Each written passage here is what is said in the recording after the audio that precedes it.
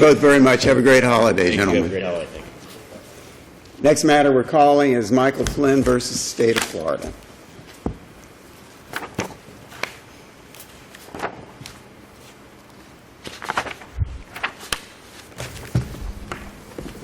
Morning, Counsel. Morning. May it please the Court. Benjamin Waxman for Mr. Flynn. I'd like to reserve 1 minute for rebuttal. Sure. The first issue in this case is whether Flynn's pro se amended motion for post-conviction relief was successive under Rule 3.850F. In order to be successive, the ruling had to have been on the merits, and in this case, clearly the ruling was not on the merits. Why was it on the merits? Tell me why it wasn't. When I look at the transcript from the February 8th hearing, I mean, it sure looks to me that what the judge relied on, and he says at the end of his order that further the defendant's claims fail on their merits as these assertions are contradicted by the transcript. And I look at the transcript. I'm sorry, where is the Court looking? I'm looking at the judge's order, August 5th, 2011. Okay. Where he says further, the defendant's claims fail on their merits as the assertions are contradicted by the trial transcript. What I'm talking about... Saying the prior order was not on the merits. It's the prior order, Right. because the question is What does it really matter, though? I mean, we've got, the transcript is clear. The question in terms of invoking 3850F is whether the prior ruling was on the merits. And at the end of that proceeding, during which the trial court interrupted and precipitously terminated Flynn's testimony, the only evidence that up until then had been offered in support of his motion, the trial court said, I don't know why I need to go further beyond the plea on this thing. Motion is denied. He then entered a minute order, an order reflecting the basis of his judgment that same day. That's the Appendix 4, where he said the allegations do not constitute legal grounds, the motion being insufficient in substance. That's the question, whether that is a ruling on the merits, and it's our position that it's not. And in this Court's holding in Mancebo on virtually identical language in another order, this Court said, no, that's clearly a ruling on procedural grounds. 3.850F is not invoked, and therefore this is not a successive, and it needed to be addressed on the merits. What would you ask us to do? What would you ask? I would ask you to remand and direct that the trial court conduct an evidentiary hearing on the second motion for post-conviction relief, which is essentially an amended motion that arguably cured the first one as permitted by SPERA. But are we sending it back for the same result? Because when I go through the point I'm getting to, when I go through the plea colloquy, and this is a very extensive, thorough plea colloquy that was agreed to. Your client said, I mean, I was making notes going through, and everything he raises, he agreed there were no outstanding plea offers. He repeatedly insisted he wanted to plead guilty to the charges. I noted 1, 2, 3, 4, 5, 6, 7, 8, 9, 10 times. He was aware of the maximum penalty exposure, 1, 2, 3, 4, 5, 6 times. He was not promised anything 6 times, was competent to take the plea, agreed the attorney did everything, that's 4 or 5 times, and agreed it was voluntary. Why are we sending this back? Well, I think what we have to do is we really kind of have to look issue by issue, ground by ground. The first ground, ineffective assistance of counsel based on failure to convey a plea offer. The question at the plea colloquy was, counsel, are there any plea offers pending today? Right. Answer, no. That doesn't address the issue that Flynn raised in his motion, which was whether during the negotiations, during the time preceding the plea colloquy, there were any offers that were made, plea offers that were extended, that were not conveyed. That was not addressed at the plea colloquy and could not have been conclusively refuted by that plea colloquy. And Flynn's sworn testimony in his motion, because frankly, he never got to it in his testimony because the court cut him off, was that had any of these plea offers, and he specified, he said there was one for 15, there was one for 10, there was one for 5. This is all specified in his sworn motion, that had any of those been conveyed, which he swore had not been, he would have accepted it. And from the trial court's perspective, and now this court's perspective, all of those claims have to be accepted as true. And he never had the opportunity to further support them with testimony. I mean, the hearing was somewhat, I mean, it wasn't a hearing because the state essentially presented their two witnesses, Weissman and Milan, who got up and said, I wasn't ineffective, and then for what transpired over 8 or 9 pages of transcript, Flynn, who was perhaps the first witness, maybe there were other witnesses, maybe there was other evidence, got cut off before he even got to the bulk of his motion. So that's with regard to that issue. The other issue that he claimed was that there was a failure to accurately and fully advise him of the penalties and of the sentence.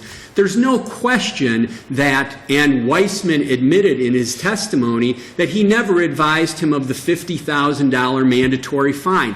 Now, we can go on and say, well, who cares about the fine? It's really only the sentence that was important. But the fact is that Flynn swore that that was a material factor in his plea, and he never got to address that. And Weissman admitted that he never advised Flynn about that. He admitted that. And this is a case where if you look at the plea colloquy, the trial court never advised him that that was a mandatory fine in this case. So that's a claim that never went addressed by the court. In the 3 years that I served in criminal, I don't remember ever telling a defendant that there was a mandatory fine involved. And are there any cases that you rely on strongly that say that the failure to advise of a fine? There's the two cases. There's not strong case law in the That's why I use the word strongly. There's a case called Williams that I believe is cited. It's a fourth DCA case from 2007, and then the other case that's much more significant is Adams, which admittedly is a federal court case where they recognize that a fine, no different than an incarcerative sentence, is a material part of the penalty. It's a direct consequence. It's something that necessarily will happen, and it's something that a defendant is entitled to be apprised of when they're entering a plea, when they're signing away and plea, particularly in this case where the defendant is pleading open to the court. So the other thing is the court can look to 3.172C1, which is the rule that governs the colloquy that a court is supposed to have with the defendant, which clearly says that the defendant is to be apprised of any penalties. It doesn't specify incarcerative, doesn't specify fine, but it clearly, the gist of it is that to satisfy due process, to ensure a voluntary plea, the defendant has to be apprised of all aspects of the penalty that necessarily will be imposed at the time of sentence. And it, again, defense counsel admitted he didn't make this advisement. The colloquy didn't cover it. I think you can very easily address that issue because there's simply nothing that suggests that he knew. But then you move to, even with regard to the incarcerative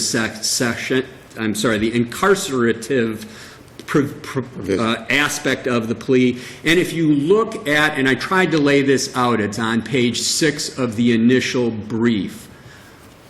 I'm a lawyer who's been doing this a number of years. If you look at the different advisements that Flynn got from the court, from the prosecutor about, well, what is the sentence here? And admittedly, it was somewhat of a confusing case. There were 2 separate cases that were being resolved at the same time. One was a drug case. One was a kidnapping with a firearm case. But if you look at him, there had to have been 4 or 5 different configurations of the sentence that were suggested would be the sentence imposed in this case. And as a lawyer, I couldn't even determine from what the court told the defendant because it changed repeatedly throughout. I mean, the court said that, well, he was advised the penalties a number of different times, but if you look carefully, and I suggest that page 6 of the initial brief lays it out, I tried to show each piece where he was advised, show where it was in the transcript. They were all over the place in terms whether it's consecutive, is it concurrent, is it an addition, it's life plus 35, no, it's life plus 13. And again, what we had here was a defendant who was pleading open to the court. And it's just clear that he didn't even know exactly what was. He said his attorney never told him, said his attorney told him that the sentences would be concurrent. The defense counsel, Weissman, admitted, he said, I told him that in 99.9% of these cases where you plead open, the sentence is going to be concurrent. That's what he was told.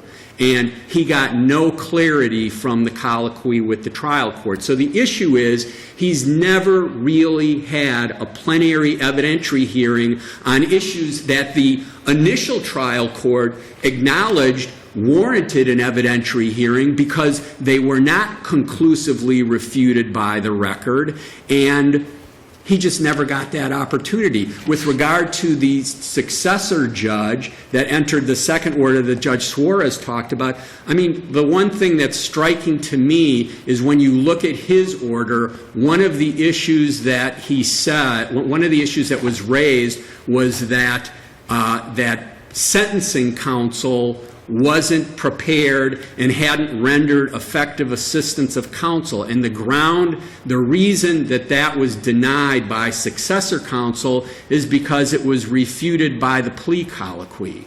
Well, the plea colloquy happened before the alleged instance of ineffective counsel. So it's just an anomaly that it could have been refuted by something that occurred before the issue ever arose. So the issue is, and I apologize, I see my time's up, but wrap it up for us. He's never received a plenary evidentiary hearing. This was not a successive motion, and I'd ask the court to remand so he gets the evidentiary hearing he's entitled to. Thank you, counsel. Let's still let you have a minute for rebuttal. Good morning. Good morning. May it please the court. I'm Jill Kramer for the state of Florida. This 2011 motion was time-barred and it was completely successive, and this court can affirm the lower court if it makes the right ruling for the wrong reason. The evidentiary hearing for the first Rule 385 motion in 2009 was extensive.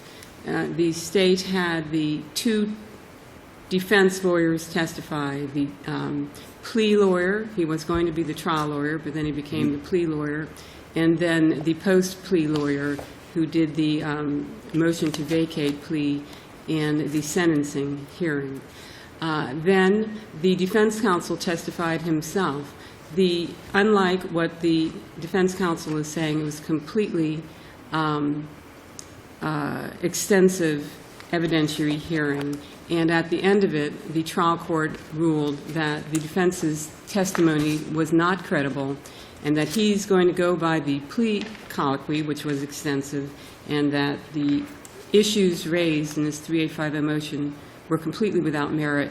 Then, a year or so later, that was all counseled. Well, but my understanding of the argument is that counsel is arguing that the defendant was precluded from providing all of his testimony to the court because he was cut off. He was not cut off. The trial counsel explained it and said that that he did not find the testimony of the defendant credible, and that, in addition to that, the plea colloquy was completely extensive and completely showed that these claims that were raised had no merit. The defendant raised in his brief the case of Spera, but this case has nothing to do with what Spera was about. Spera did not did not have an evidentiary hearing, and certainly not an extensive evidentiary hearing, as in this case. In Spera, the court decided that when a 3850 motion is filed, the trial court cannot just summarily deny it without allowing the pro se defendant to go back and change parts of it to try and make it more plausible. But in Spera, there was no evidentiary hearing, obviously, as in this case. So Spera does not control.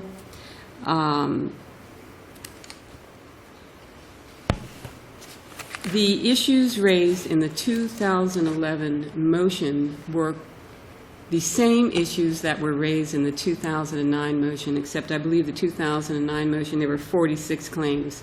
In the 2011 motion, I believe it was 11 claims. And I explained in depth in my brief how each of these claims had been brought before, had been decided by the trial court before to have no merit. They were appealed, and this court affirmed the lower court denial in 2009. This case, as I mentioned in the brief, is frivolous and should never have been brought to this court. If there are no other questions, I'll take my seat. Thank you. Thank you, counsel. Counsel, 1 minute. Again, all it requires is an examination of the transcript to see how the court cut off Mr. Flynn. I had witnesses I gave to Mr. Weissman.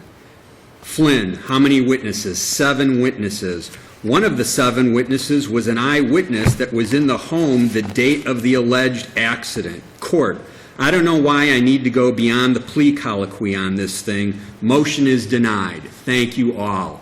It was never addressed on the merits. A successive Rule 3 motion is not just a second motion. It's a second motion after a prior ruling on the merits, which never happened in this case. Thank you, counsel. Thank you both.